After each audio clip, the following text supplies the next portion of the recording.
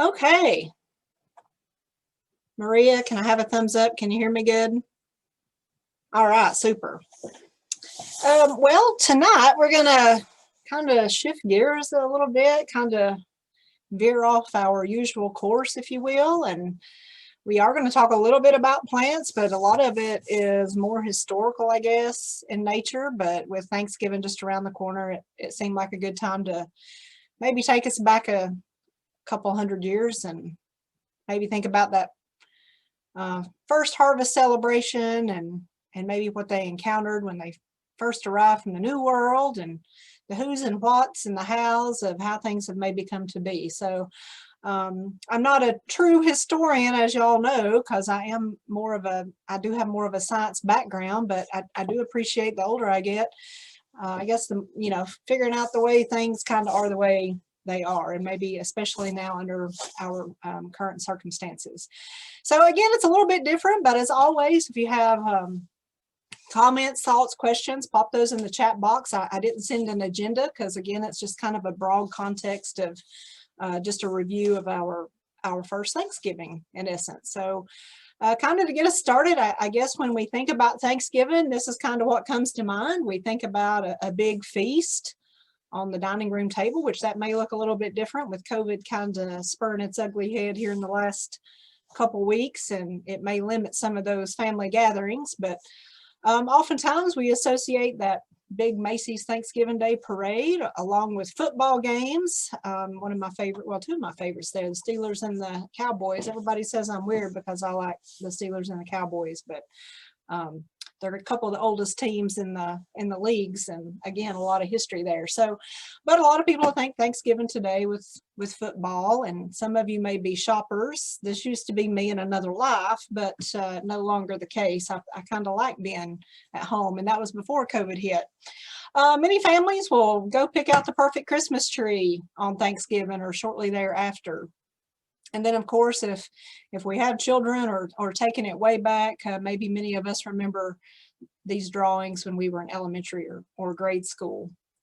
But it wasn't really until 1863 that Thanksgiving actually became declared a holiday. So we went about 2 centuries, just individual states and colonies kind of celebrating in their own ways. But it was during the Civil War that President Abe Lincoln proclaimed it to be a holiday held each November. And things have kind of changed and shifted since that time as far as the specific date to kind of align with building the economy and that kind of thing with FDR. But aside from that, there's so much more to the story, and I even learned a lot myself going through this and putting this together. I've been to some of those first colonies and been along the New England shore, I guess. I've been to Plymouth, I've been to Provincetown, Jamestown, Yorktown, all those places, but it was really kind of getting, delving deep into this that I really gained some appreciation myself. But as the old story starts, the year was 1621 and it was roughly October, or as they say, or was it? Is that truly when the first Thanksgiving on American soil took place? Well, some historians would argue that Texas actually can bear the claim to that. And it all goes back to what you see there, Juan de Padilla. And this picture in the background is actually near Amarillo. I don't know if you can see that map up there, but this is Palo Duro Canyon. It's a state park near Amarillo. But there was a marker that was actually placed here by the Texas Society of the Daughters of the American Colonists. That's a mouthful to say, but they say it was in May of 1541 that there was an army of about 1,500 conquistadors traveling with Francisco de Vasquez, I think, and they had this big feast in this area. And so Texas historians kind of argue that this could actually be the first site of Thanksgiving. But then you have Florida coming into play, and they say no, they were the first established settlement in St. Augustine. They actually hold that title. And they say that the first Thanksgiving actually took place 56 years before the Pilgrims landed at Plymouth Rock. So you can kind of see some pictures here. We had This is a codillo, which is a stew of pork and cabbage, garbanzo beans, saffron, and onion, which is what culinary historians think they probably brought as provisions across the Atlantic when they left. And of course, it was a long journey. But as all of us probably know, the Spanish were known for their red wine. So that's what they said they drank their Thanksgiving feast down with red wine. During the same location, there was the Timucua Native Americans, Indian tribe there. So they said, of course, being that close to the coast, they probably ate a lot of gator, sea catfish, shark, mullet, lots of seafood would have been incorporated into the menu at that time. But even Florida still says that there is a possibility that Thanksgiving could have taken place even further north in present-day Jacksonville, about 40 miles north of St. Augustine, and could have happened about a year earlier than the one in St. Augustine. And this here is a picture depicting the St. Johns River, and it's actually Fort Caroline. And this is where French Huguenots or Calvinists like the Pilgrims held a service and feasted with the local Timucua Indians here in the inset. Just a cool little piece of history to kind of go along with that.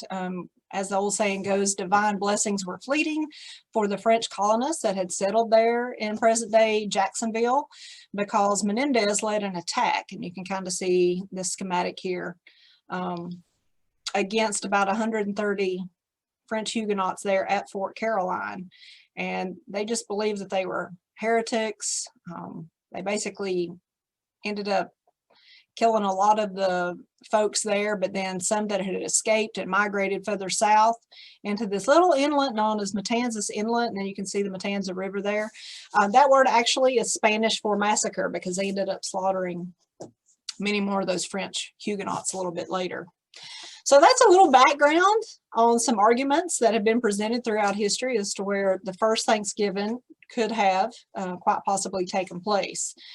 But it actually all goes back to what we know as the Pilgrims, and they set sail in September of 1620 from Plymouth, England.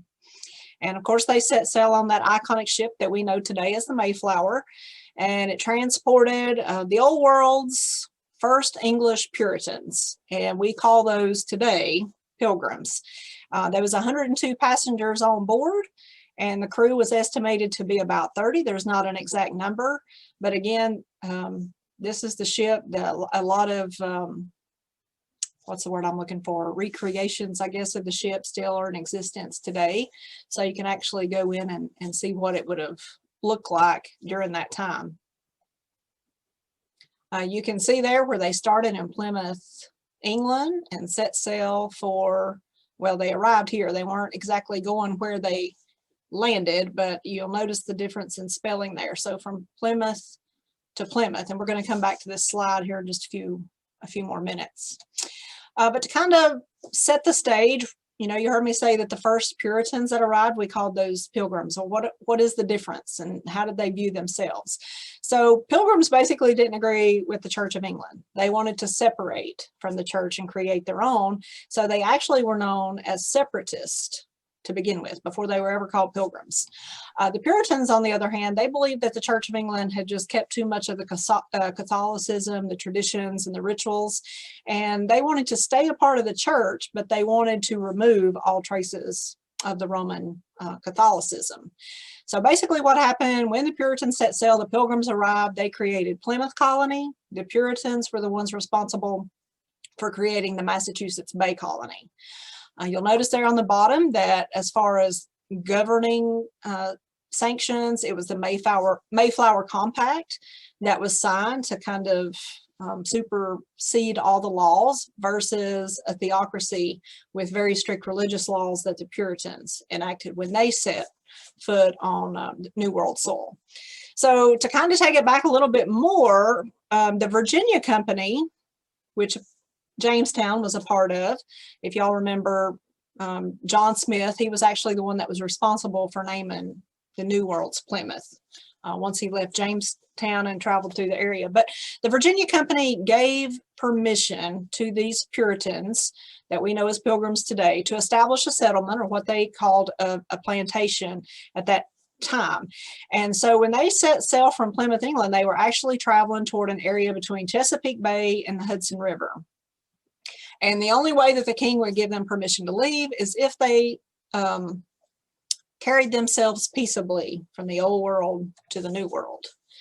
And just a few extras, they called themselves saints. They never called themselves pilgrims. And remember that we termed them as separatists before they came to America. And they did start with 2 ships. They didn't just start with one. And we'll talk a little bit more about that. But when they decided to set sail for the New World, there was about 40 saints or 40 pilgrims, and they were actually on board with many other what they term strangers, Puritans coming to the New World. So basically what happened is that they had 2 merchant ships, and I'm going to show you kind of how that tracked out in a few minutes. The other ship was called the Speedwell. But the Speedwell, not long after leaving port, sprung a leak, and so they basically had to cram everybody onto the one ship, the Mayflower, which is why it's so iconic today. And they had about 180 tons of cargo that was on this ship, as well as all the people. The bad thing was, when they set sail originally, they were going to miss all these storms in the Atlantic, but they got delayed. So when they hit the ocean, was crossing the ocean, they hit really bad storms. It was the storm season of the Atlantic, and they even lost a few people overboard. No pilgrims, it was the strangers that they lost. But a lot of people got seasick. It was a really bad journey, and there's some accounts. I put some links in there for you to go back and research. But before they actually left from Plymouth, the 2 ships, you can see the Speedwell here coming from the Netherlands, Holland. And actually it was at the turn of that 1600s that this group, the separatists, actually left England and went to Holland. They wanted to be able to separate themselves, do their own thing. They were seeking religious freedom. So they ended up in a little town called Leiden that you can see there. So when they first set sail and they got the king's blessings to do that, then they came on the Speedwell. They met in Southampton, on to Plymouth, and basically this is where we lost the Speedwell, and you can see all that, how all that worked out. The reason they wanted to leave Amsterdam or Leiden and Holland was because they were afraid that the children, their heritage and their culture was being lost. And it wasn't like a smear toward the Dutch or anything. It was just that they were afraid that their English traditions were going to be lost. So that was one reason that they had approached England, to be able to travel to the New World so they could keep that intact. And again, you saw this picture a few minutes ago, but remember, originally they were going to set sail to Chesapeake, Hudson River area. They got sidetracked, actually bumped Newfoundland, and ended up on the very tip of Cape Cod here in Massachusetts. So 66 days later, November 21st, is when they arrived in the New World. And before they anchored here in Provincetown, so just to give you an idea, and many of you probably know this, but this is Cape Cod National Seashore. You've got some really cute little towns, Truro, Sandwich over here, and then Hyannis is in this general area, with Martha's Vineyard, Nantucket out here in the ocean. But when they initially hit Provincetown, they knew that they were off course, and they attempted to go further south, but they actually turned back because there were so many shoals, and came back. Plus it was getting later into the year. So basically when they docked, and on they sent I can't remember what the name of that little boat is, but they sent a little boat around the bay here that you can see, and they ended up actually touching ground at Plymouth Rock on December 18th. So this is where they decided that they were going to set up camp, set up their establishment. This is where they were going to make home in the New World. So basically, over the next several months, because again, remember, this is November, they kept the Mayflower out here, and they ferried things back and forth for several months. During that time, there was a lot of folks that perished. It was a long, cold, hard winter, as you can imagine. So it was a back and forth until about March of 1621, when they had everything and all people transported across the bay. And there's the Plymouth Rock. And actually, when they did land on Plymouth Rock, the rock was kind of on the shore. So the part that you see now is actually moved inland a little bit. And this is only part of that original rock that now has the stamp on it. And it's in that little gated area of Plymouth, Massachusetts. Now, remember when they first set anchor there right off the coast in Provincetown, they knew that they were not anywhere close to where they were supposed to be. And the Virginia Company had given them this contract that they could set up their new plantation, and they knew that this was going to be void. So apparently there was a lot of mutiny on the ship, because remember, we only had 40 Puritans. So they decided to draft this Mayflower Compact. So this fellow here, William Bradford, was one that was very instrumental in helping frame that document. Because remember, you've got Pilgrims and you've got Puritans. So they were basically trying to create a legal code and create a community to which they all could thrive. So William Bradford was one that was really instrumental in that process. He focused on religious tolerance, and then he also focused on an economy that was centered around private agriculture. So if you go back in the history books, you can see that even though this colony didn't last a long time, it wasn't very sustainable. Within 5 years, they had really grown the colony. And a lot of that was many thanks to William Bradford. So anyway, all the males on the ship signed this document, and this became the foundation of Plymouth's government. So there was 41 of the original 102 that ended up signing this document.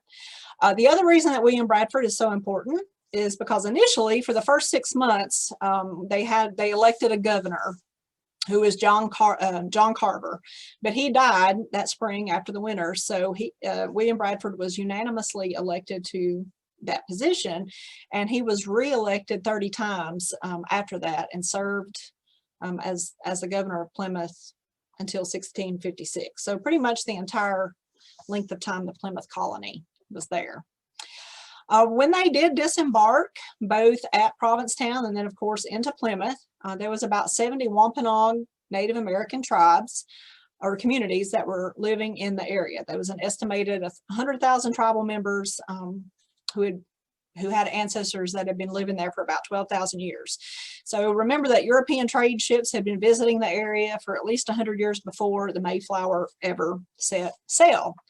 So what happened was, again, remember the date, November 21st. So the Wampanoag had actually cleaned up their area, cleaned up their camp here, and moved further inland because of wintertime. And there's documentation that we know that the Pilgrims knew that there had been an indigenous people living there, because they had dug up their food stores and actually eaten those to get through the winter months. And this is part of the current day Plymouth plantation that you can actually visit, the Living Museum there. And a lot of the pictures that I have taken, I took from that site and I've placed in here if it looks more modern.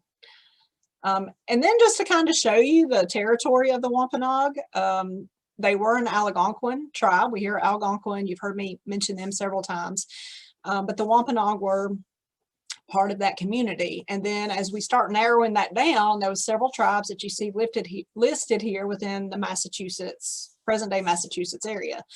Well, one tribe, the Patuxet tribe, was very important because this is where Tisquantum hailed from. And who is Tisquantum? Well, that's who we know today as Squanto.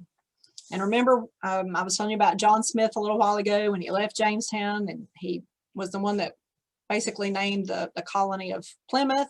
But during his travels here in the New World, he actually kidnapped Squanto and took him back to England. But Squanto was a little bit smarter than him and figured out a way to escape and came back home.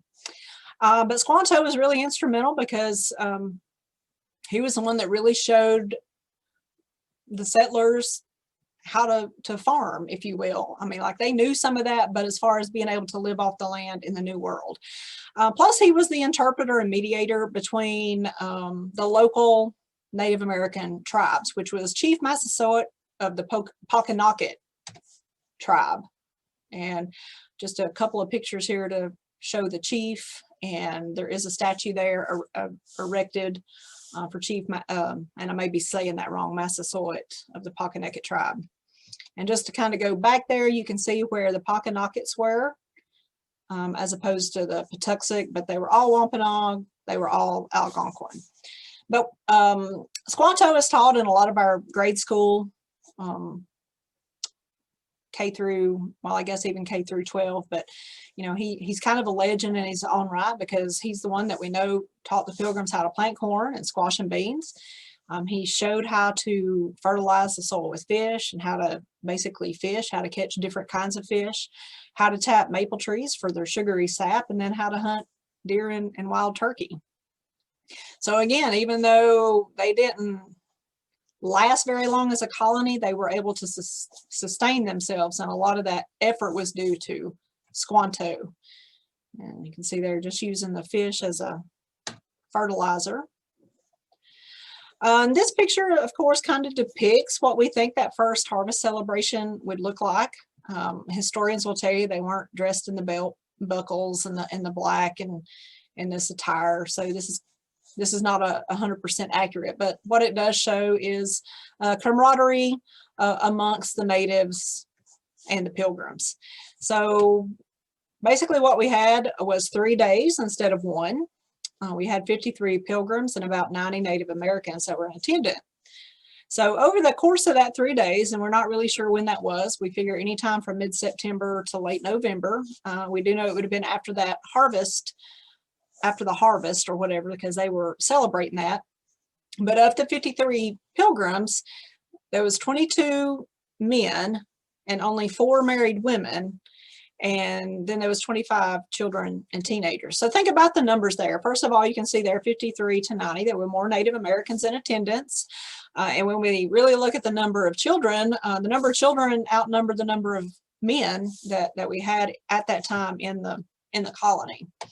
And you're probably wondering, well, how do we know all that? Well, Edward Winslow was one that came over on the Mayflower as well. He and his wife, Elizabeth, but she was also one that perished during that winter, that first winter. So he remarried, and actually the woman that he remarried, that was the first wedding that took place on the New World soil. But he became a pretty prominent fella in the Plymouth colony. He was on a lot of the early explorations of Cape Cod. He was a diplomat. He wrote many firsthand accounts, and that's what you see listed here. And those will also be linked, so you can pull those up and read a little bit later. But it was through a lot of that dictation that we know some of those firsthand accounts that happened. This is Chief Massasoit along with Winslow. Even though he wasn't the governor, he had really good relations with the Native Americans. So he was very respectful of the Native Americans. And again, in today's standards, we would truly call him a diplomat, because it was that alliance that he helped form that the Native Americans, besides Squanto, actually wanted to assist and help facilitate them living in the New World, and how to survive in the New World. So in 1621, we may not have technically called it Thanksgiving at that time, but the sentiment was certainly present. Just as it would play a defining role in how the tradition has kind of evolved over the last few centuries. Giving thanks was important to both cultures, because the Puritans offered thanks both before and after every meal. And the Native Americans, they had Thanksgiving daily. It was a part of their ongoing life. Anytime that one of them went hunting or fishing or picked a plant, harvest anything in their garden, and they would offer up a prayer of acknowledgement. It was very, very important to them. So now let's get to the menu and what we think that might have been served on that first feast. And this is actually a quote out of Edward Winslow's documents. And you can see there, our harvest being gotten in, sent 4 men on a fowling so that they could rejoice together, and they killed as much fowl with little help, besides served the company almost a week. And you notice there the wild turkey. So if they did have turkey, which could have been possible, we don't know that for sure, but it would have been wild turkey, not the commercial turkeys that we know today. In addition to that, it could have been when they set a fowling expedition, it could have been swans, ducks, or geese, because they also ate those as well. Of course, a bread-based stuffing probably did not occur. It was probably herbs, onions, and nuts that they utilized. We don't have documentation of that, but again, culinary historians think that could have been added to the birds, whatever kind it was, for extra flavor. These are oats. They were grown by the English. We believe that those were brought with them when they came over. And this could have also been used to stuff the birds as well, or utilized in some fashion as a stuffing. Of course, deer, even if there was a turkey, if there wasn't a turkey, they probably got their fill of meat. So it's actually written by Winslow that the Wampanoag came and offered 5 deer. So again, historians speculate that those 5 deer were probably roasted on a spit over a smoldering fire, and that they probably used that venison to whip up some kind of hearty stew. But this is one account that we do know 5 deer were part of that Thanksgiving feast. And along with that, this does mark the first harvest in 1621, and we know that they brought plants with them. We don't know specifics because their herb garden was termed a little bit different than what we term our herb gardens today. So their vegetables or herbs might have included onions, beans, lettuce, spinach, cabbage, carrots, and then maybe peas. There's some accounts people are not really sure on the peas, but with some of the versions they say the shelled bean could have been a pea. And along with that, the trifecta of the herbs that we know today, the 3 that are documented in some of Winslow's documents were sage, so it's something that we still utilize today, marjoram, and thyme. And then of course some other herbs, or maybe what we call vegetables today, would have been parsnips, collards, parsley would have been in that mix as well. And I think I've already mentioned spinach and onions. And then of course corn. We all know that corn played a big role in many of our Native American tribes. So we know that this was one that was really to be celebrated. And it's not the corn that we know today. It's actually what you see here, some variation of that, a flint corn. And this is where the terminology for Indian corn actually came from, because the Pilgrims and Winslow referred to that as Indian corn.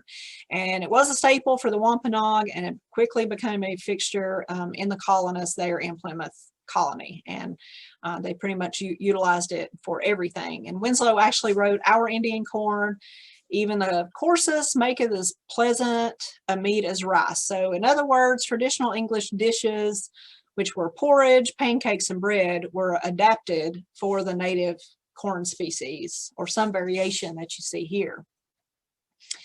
And along with that, we do know that corn was very plentiful. We just are really not sure of how they served it, but there was some proof that it was probably removed from the cob, turned into like a mushy cornmeal, kind of like spoon bread, and then, or like a porridge or a mush. And then there's proof that maybe not at Thanksgiving, but eventually sorghum or molasses was utilized to sweeten that mash.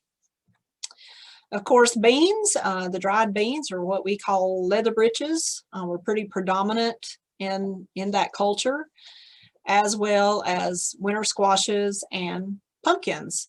And of course, these were both native to New England, and like the turkey, were introduced to England during the 1500s, and they gained a widespread acceptance during that time. So colonists were familiar with beans and winter squashes and even turkey before they came to America. But you see here how they were preserved. They were sliced and dried for later use, although they would cook some to utilize it fresh as well. So hopefully you've kind of seen where the Three Sisters Garden that we speak so prevalently about. You've heard me mention that several times. The Three Sisters garden kind of evolved out of that Wampanoag Native American tribe with the corns, beans, and squash, and then utilizing the fish as fertilizer. So from that, we owe the Three Sisters concept. In addition, we know that many fruits were indigenous to the area at that time. Some of those are pictured here, but blueberries, plums, grapes, gooseberries, you can see those pictured in there, and cranberries.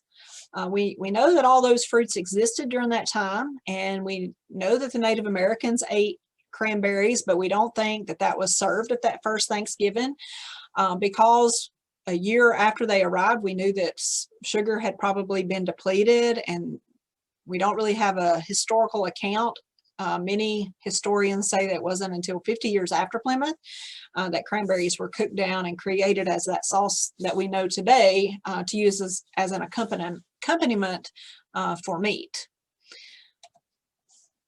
Also to go with that, because they were on the coast, they really think that shellfish, historians believe that the meal consisted hugely of various kinds of seafood. And you see pictured here are oysters, because some of the New England traditions still include oyster dressing or oyster stuffing today. Yeah, I'm just sitting here thinking, whoa, but anyway. But also to go along with that, mussels were pretty prevalent because they could, we do have a document of this from Winslow that said that he could just go out there and harvest those because they clung so easily to the shoreline. And you'll notice there on the bottom that that looks like cottage cheese. That is actually cheese curds. We don't think that was at the first Thanksgiving, but a few years later, they adapted that. And one of the meals that they had frequently was mussels served with cheese curds. And then also lobster, bass, clams, all of those could have been utilized or eaten during that first feast. What about potatoes? Were they used during that first Thanksgiving feast? No, they had not made their way to America yet. So whether white or sweet, they hadn't. They had been introduced to England, but they had not made their way back to the New World at that time.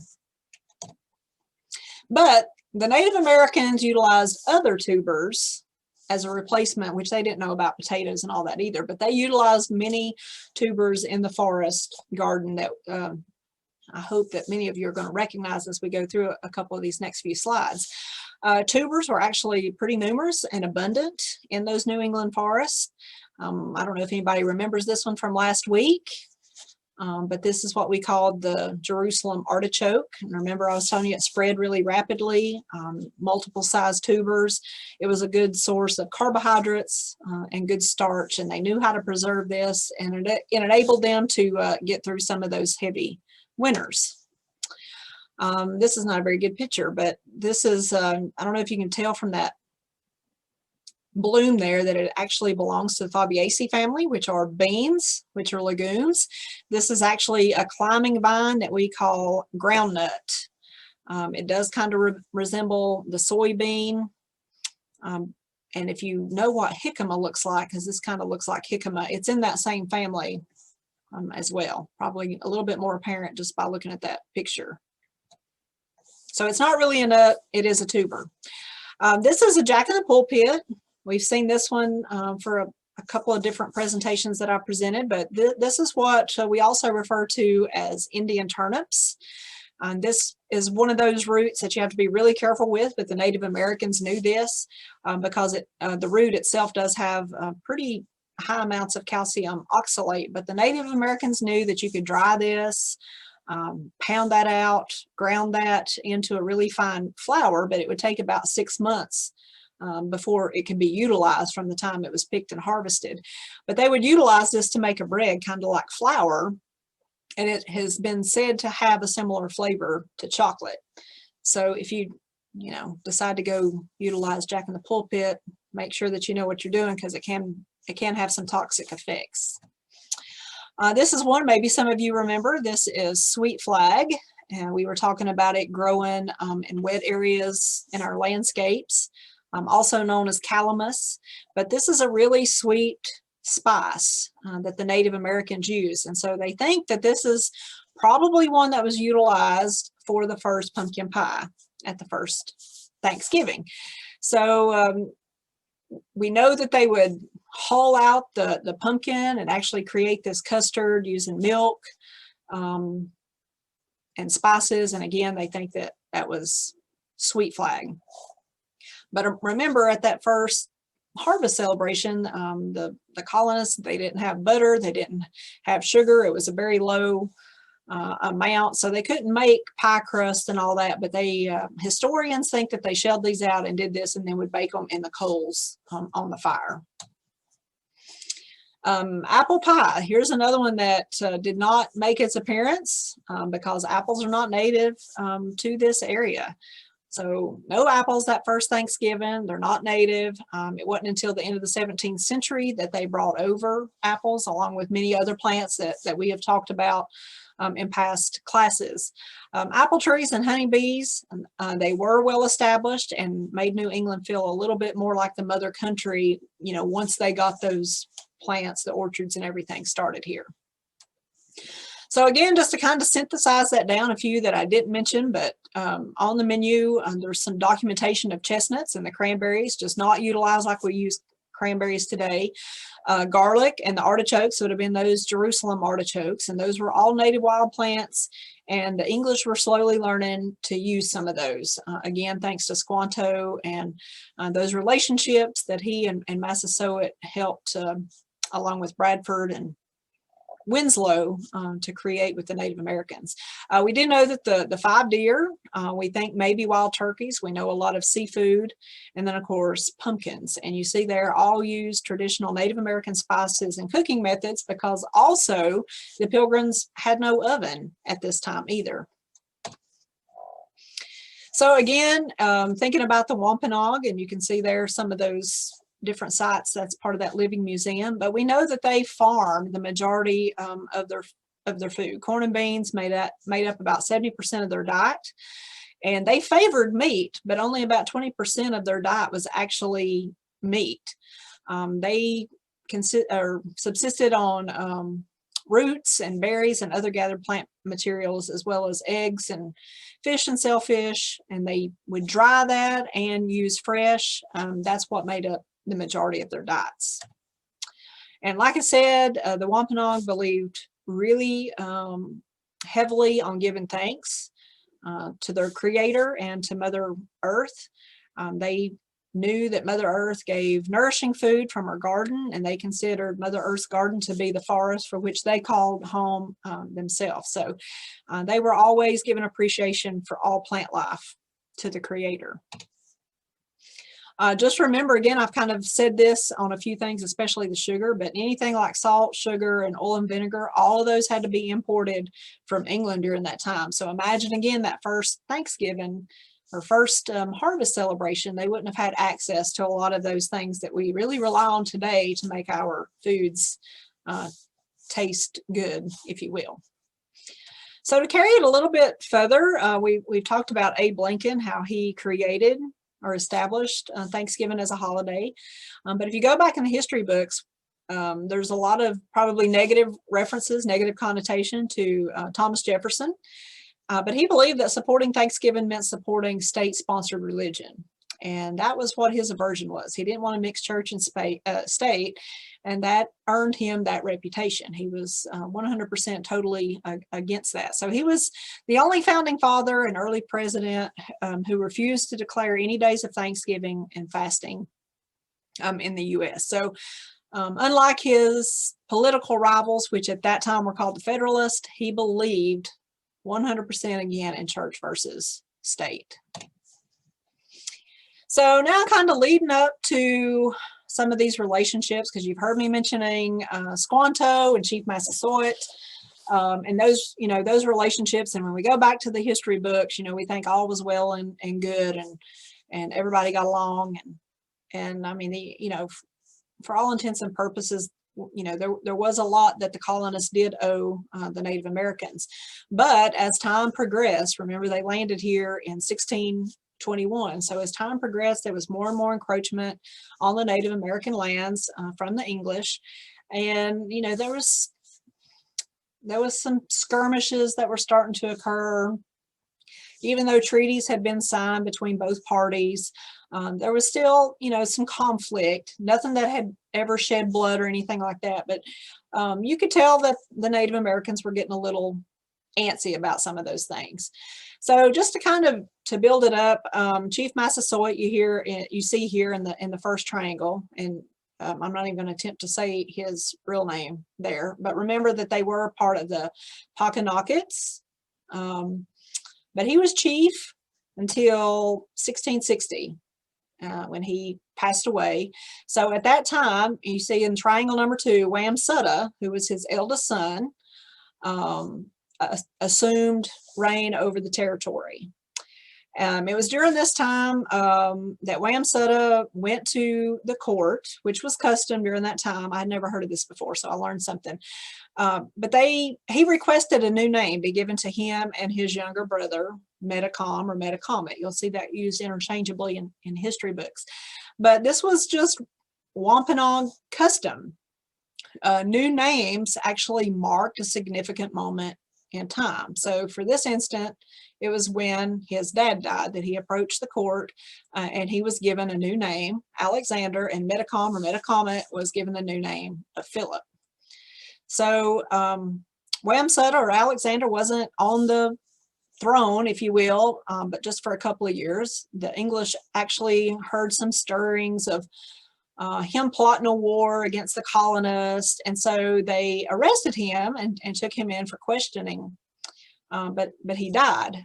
There was even speculation, did the colonists poison him? You know, nobody knows. It kind of depends on which historical reference you utilize, but there was some conspiracy theories there. Others say he died a normal death. So I'm not real sure what to tell you on that. But at that time, when he passed away, is when King Philip or Metacomet started ruling over the territory and came into power. So you can see from the year there, 1675, so some 40 years after the colonists landed at Plymouth Rock. And this just gives you a map, and there's a link in there if you're into that kind of thing. You can kind of see how all those battles and stuff were fought. But in essence, after Alexander passed, the colonists and the English were really putting pressure on Metacomet or King Philip to sign peace treaties. And he kind of evaded that several times. There's a long history there because this went on for a couple of years. And he kept trying to tell the colonists, no, I wasn't going to do this. But all of this had been slowly brewing, again, because of that encroachment on native land. So if we take it way back to Squanto and Massasoit, when they were living there, when the heavy hitters like Bradford and Winslow, and then you had Squanto and all them, when they started passing on, it was severing those relationships that they had initially created in 1621. And with each passing death, it got a little bit worse, if you will. So things just kind of started heading south. And especially after Alexander passed and those few years afterwards, it led into probably one of the bloodiest battles on U.S. soil by some accounts. So anyway, this is when the King's Philip War, or the First Indian War, if you live in New England, you hear it referred to as the Great Narragansett War, or Metacomet's Rebellion. And just as a side note here too, remember the Metacomets, there's a mountain range in the Appalachians that we talked about a couple of months ago. So a lot of those names you're probably hearing because they do stem directly from some of that Algonquin influence. But anyway, this war took place in southern New England from 1675 to 1676. And it was their last-ditch effort to avoid recognizing English authority and to stop that encroachment. Oh, wait a minute, I have the note here. It was 7 times more bloody than the American Revolution and killed more than twice as, or no, wait a minute. The war was more than twice as costly as the American Civil War. So it did have a pretty heavy influence at that time. But anyway, it left several hundred colonists dead and dozens of English settlements destroyed or heavily damaged. So some of those colonies were having to start from ground zero. Thousands of the Indians were killed, wounded, or they were sold into slavery or indentured servitude at that time. And you can see there on that last bullet, it decimated the Narragansett and many of those other smaller Native American tribes. So as a result of all this, I know it's kind of heavy and it's kind of dark, and here we are getting ready to celebrate Thanksgiving, and I'm going to continue that trend just for another slide here. But in 1970, because of all of that, there's a location in Cape Cod called Coles Hill, and Wampanoag, which still live and abide there today, basically protest Thanksgiving. They actually call that a national day of mourning that stems directly from that skirmish with King Philip during that 14-month battle. So even though many of us are celebrating Thanksgiving, the Wampanoag kind of see that as a negative, even with the humble beginnings and those relationships that were formed in 1621, it kind of led to that. But I guess in essence, when we think about Thanksgiving or America's first harvest celebration in 1621, all the way up to present day, the big feast on our Thanksgiving table, you know, no matter what we view and how far we've come, let's just all give thanks and count our blessings, because the biggest thing is that we are really getting close to 2020 being over, y'all. And I myself am kind of celebrating that, because I never thought I would be so anxious to put a year to rest. But with that, I'm going to say happy Thanksgiving and say eat more mussels. You know that Chick-fil-A commercial, eat more chicken or whatever with the cow. That's what we're going to do for Thanksgiving. The turkey said eat more mussels for Thanksgiving. But just as a little side note, all of tonight's content came from the History Channel. There's a few others that I don't have embedded in the slide that you see listed there. As far as famous descendants, some of you may be really interested in that. If you are, folks like Humphrey Bogart, Marilyn Monroe, Clint Eastwood, FDR, Bing Crosby, Alan Shepard, Sally Field. I wrote some others down here that I can't read my writing, but a lot of folks have direct descendants back to the Mayflower, and Russ was on here a few minutes ago actually saying that he had traced some of that back as well. So it's kind of cool to go back and think about that. There is a link embedded somewhere in the slide that gives you the first, I don't know if it's all 102, but gives you names, and it's kind of like a tree that branches out and shows you who kind of descended from who.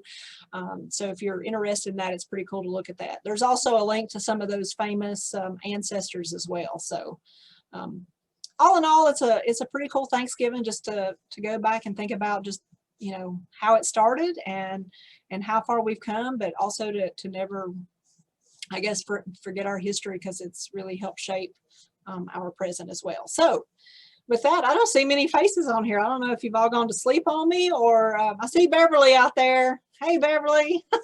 There's Patty.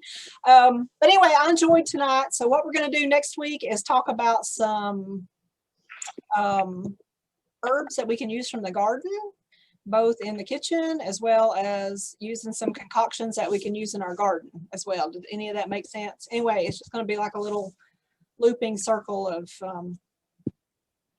what we can use it for the home and garden. So it should be pretty cool. And then we're going to end up with the origins of holiday plants in a couple of weeks.